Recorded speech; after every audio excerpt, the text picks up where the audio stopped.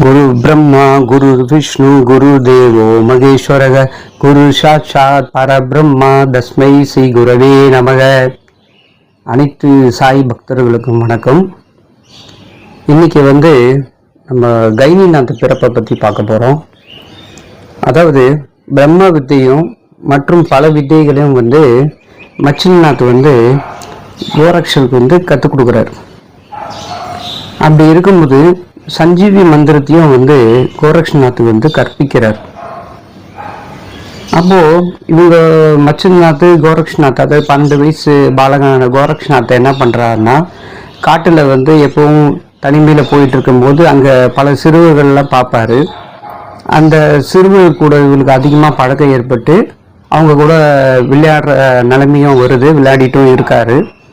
ஒரு தடவை பார்த்தீங்கன்னா கோரக்ஷர் என்ன பண்ணுறாருன்னா, களிமண்ணில் மாட்டு வண்டி, அதுக்கப்புறம் பார்த்தீங்கன்னா அதில் இருக்க மாடுகளையும் களிமண்ணில் பிடிக்கிறார், பிடிச்சி வச்சிட்ருக்காரு. அப்போ அங்கே இருக்கிற சிறுவர்கள்லாம் இவரோட நண்பர்கள் சொல்லி நம்ம கூறலாம்.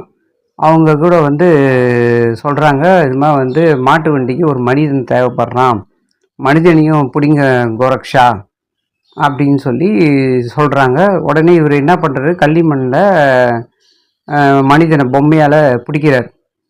அப்படியே பிடிச்சிக்கிட்டே வரும்போது இவர் என்ன பண்ணுறாரு, சஞ்சீவி மந்திரத்தை சொல்லிக்கிட்டே இவர் பிடிக்கிறாரு. அதை சஞ்சீவி மந்திரத்தை சொல்ல சொல்ல சொல்ல சொல்ல சொல்ல அந்த களிமண்ணான பொம்மைக்கு உயிர் வருது. உயிர் கை காலெலாம் அசைவு ஏற்படுது, முகத்தில் கண்ணை திறக்கிறாரு. இதெல்லாம் பார்த்தோன்னு கூட இருந்த சிறுவர்கள் எல்லாம், ஐயோ பூதம் வந்துருச்சு அப்படின்னு சொல்லி ஓடி ஒளிகிறாங்க. கோரக்ஷருக்கும் ஒன்றும் புரியல, என்னடா இது, ஒரு பொம்மைக்கு போய் இவ்வளோ சக்தியா, உயிர் வந்துடுச்சு, நம்ம என்ன பண்ணுறதுன்னு சொல்லிட்டு அவரும் அந்த இடத்துல அந்த பொம்மையை விட்டுட்டு, அந்த உயிர் உள்ள அந்த பொம்மை அதை விட்டுட்டு ஓடி போய் மரத்துக்கு பின்னாடி ஒளிஞ்சிக்கிறார். இப்படியே எல்லாம் பதட்டமாக ஆகிறாங்க அங்கே இருக்கிறவங்க, எல்லா குழந்தைங்களும் சரி, கோரக்ஷனும் சரி. அப்போது மச்சினிநாத் இது விஷயம் தெரிய வரும்போது மச்சினிநாத் அந்த பக்கமாக வராரு. பார்க்குறாரு, அந்த பொம்மைக்கு உயிர் ஃபுல்லாக, உயிர் எல்லாமே வந்துடுது. அந்த பொம்மைக்கு உயிர் ஒரு குழந்தை பாலகனாக நிற்கிறாரு. அப்போது மச்சினிநாத் சொல்கிறாரு, இதை யார் செஞ்சது, இப்படி எப்படி இந்த குழந்தை இப்படி வந்தது அப்படின்னு சொல்லி யோசிக்கும் போது அவருக்கு தெரிய வருது, இது மாதிரி கோரக்ஷர் சஞ்சீவி மந்திரத்து மூலமாக வந்திருக்காரு இந்த குழந்தை. அப்படின்னும் போது மச்சினிநாத் என்ன பண்ணுறா, கோரக்ஷா கோரக்ஷா இங்கே வா இங்கே வா அப்படின்னு கூப்பிட்றாரு. ஆனால் கோரக்ஷர் பயப்படுறாரு. ஏன்னா இவரும் ஒரு 12 வயசு ஆன பாலகர் தானே, இவரும் பயப்படுறாரு. இல்லை வா, நான் இருக்கேன், வா, ஒன்றும் இல்லை வான்னு. அப்புறம் கோரக்ஷர் வராரு மச்சினிநாத் கிட்ட. அப்போ தான் சொல்கிறாரு, இது மாதிரியா கருபஜன் ரிஷி அவதாரம் செஞ்சுருக்கிறாரு, அதனால் இவரை இனிமேல் நம்ம கைனிநாத் நம்ம அழைப்போம் அப்படின்னு சொல்கிறார். உடனே இவர் என்ன பண்ணுறாரு, அந்த ஊரை சேர்ந்த ஒரு தம்பதிக்கு இருக்காங்க, அவங்களுக்கு குழந்தையே கிடையாது. அவங்க பேர் பார்த்திங்கன்னா மது கங்காபாயின்னு சொல்லுவாங்க.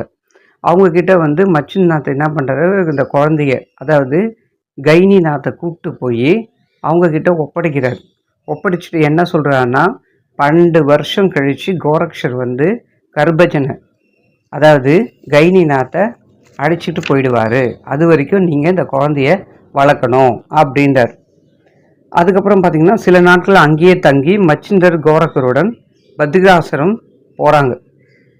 ஸோ நம்மளுக்கு இன்றைக்கி இந்த கதை மூலிமா உள்ள கருத்து என்னன்னு பார்த்தீங்கன்னா, உங்களுக்கு ஏற்கனவே நான் சொன்னது தான். என்னென்னா, ஒவ்வொரு மந்திரத்துக்கும் அவ்வளோ சக்தி இருக்குது, அவ்வளோ சக்தி. பாருங்கள், கோரக்ஷர் ஒரு மண்ணை பிடிச்சி ஒரு பொம்மையை உருவாக்குறாரு. அப்போது இவர் அறியாமல் அந்த சஞ்சீவி மந்திரத்தை சொல்ல சொல்ல சொல்ல அந்த பொம்மைக்கும் உயிர் வருது. மந்திரத்துக்குள்ள சக்தியை பாருங்கள். இப்போ நம்மளும் பார்த்திங்கன்னா ஓம் நம நாராயணா அப்படின்ற மந்திரத்தை சொல்லிக்கிட்டே இருக்க நம்மளுக்கும் சக்தி கிடைக்கும். அந்த சக்தியால் நம்ம பல பேரை வாழவும் வைக்கலாம், பல பேருக்கு நம்ம பிளெஸ்ஸிங்கும் கொடுக்கலாம். பல பேர் தன்னோட கஷ்டங்கள்லாம் சொல்லுவாங்க, நம்ம குணமாயிடுமா, கடவுள் இருக்காரு அப்படின்னு நம்ம சொல்லி அவங்களுக்கு ஆறுதல் சொல்லி அனுப்பலாம். அதுக்கு அந்த சக்திக்கு நம்மளுக்கு வந்து என்ன கிடைக்குன்னா அவங்களுக்கு நல்லதே நடக்கும்.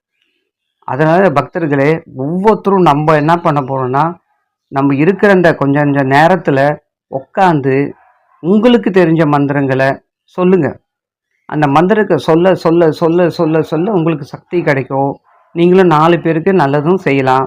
அவங்க 4 பேருக்கும் வந்து நீங்க நல்லதும் பிளெஸ் பண்ணலாம். அதெல்லாம் அவங்களும் நல்லா இருப்பாங்க. நீங்களும் நல்லா இருப்பீங்க.